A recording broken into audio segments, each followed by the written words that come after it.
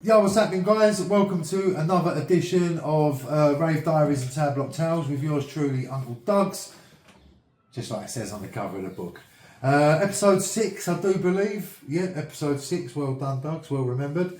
Shout out to everybody that's been locking into the videos so far. Everyone that's caught the run, come follow Uncle Doug's video diaries. And of course, you guys that have been enjoying these Rave Diaries and Tab Block Tales stories. So, what we got for you this time around? I'm going to take you back to 1991 again.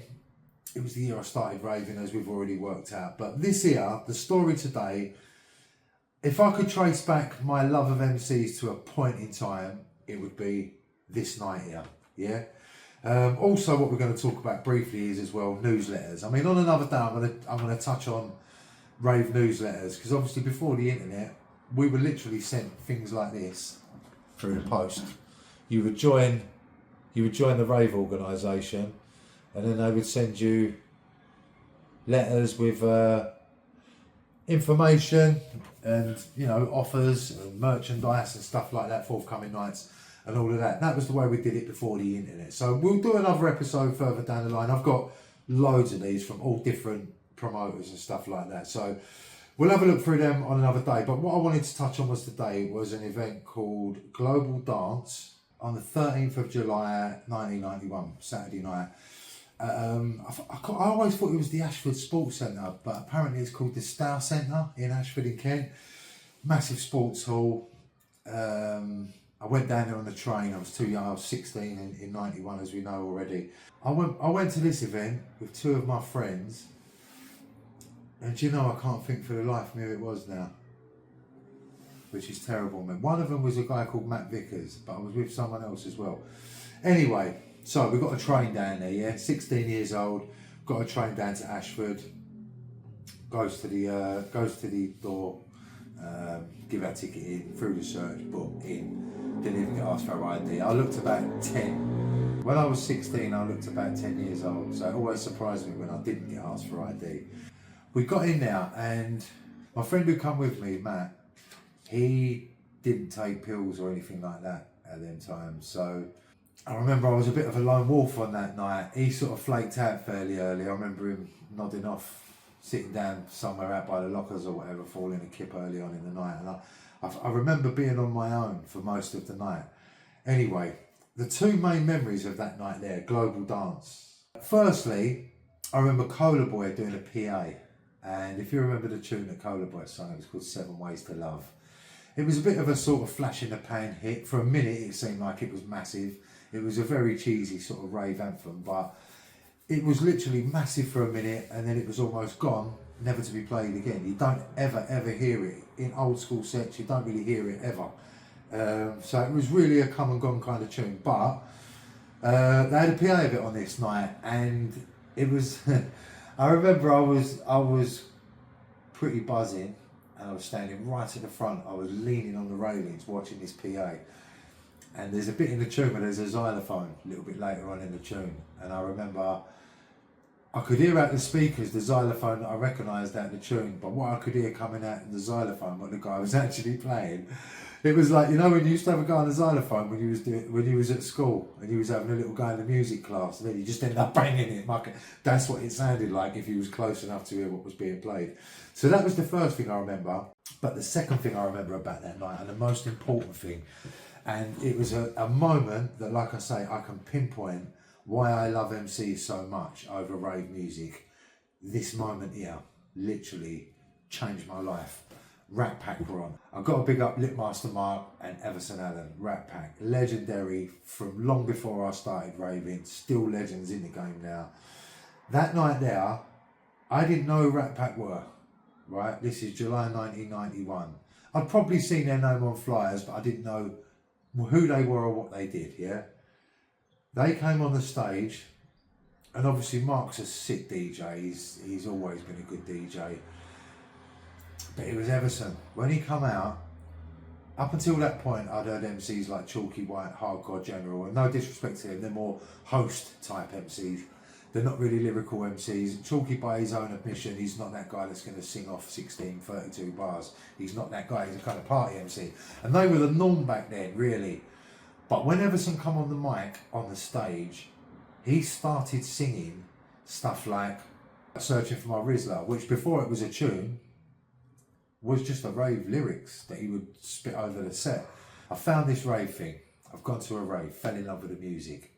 All of a sudden, this guy's come out and like the most beautiful cake of all time has just been, a massive cherry has just been plonked on top of it. Evenson has like made this thing that was so great even better.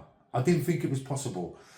And I just watched him, probably with my mouth wide open for the full hour, singing all of his lyrics. This is the captain of your ship. All of that, all them things we know them for, before they were famous, before they got laid on the tunes, and before we all got to be able to sing along with him. It blew my mind. It blew my mind. And then I became a super Ratpack fan. I still am, man. They're my friends now, and I'm lucky enough to work alongside them. They're, you know, good people, man. I've got a lot of love for both of them guys there. But them times there, mate, they were superstars on a stage, you know what I mean, on a huge rave stage. And Evenson, what a show, man. He come out full of energy, dancing, you know, they had the dancers back then. It was a proper Ratpack showcase that they put on back then. And Evenson was like dancing around all over the stage, effortlessly MCing with so much catchy hooks, so much catchy sing-alongs. Before that was even a thing, like MCs weren't even a thing then. You have to bear that in mind. There wasn't MCs. Moose was doing his thing that I didn't know. Probably Gary GQ would have been about and Fearless in them. But when you talk about main stage rave acts, obviously Top Buzz, of course, Mad P. But yeah, main stage rave acts, you had Mad P that was doing more the poetry sort of kind of MC style, and Evenson that was more your sing-along, feel-good, rave style MC. Before everyone else, you had the Ragged Twins and them doing their songs and that, Rebel and Fly and them kind of people. But actual pound for pound rave MCs that were to be the forerunner for what was to become a rave MC, mate, Evenson Allen, especially for me personally, he literally took it from nothing to the highest level in the start. It's the only way I can put it. Normally things build up, but there was hosts or no MC, and then you had Evenson and Mad P. So you had Top Buzz over here and Ratpack over there. Like I say, Mad P had his own style, and he was just as important as Evenson Ratpack.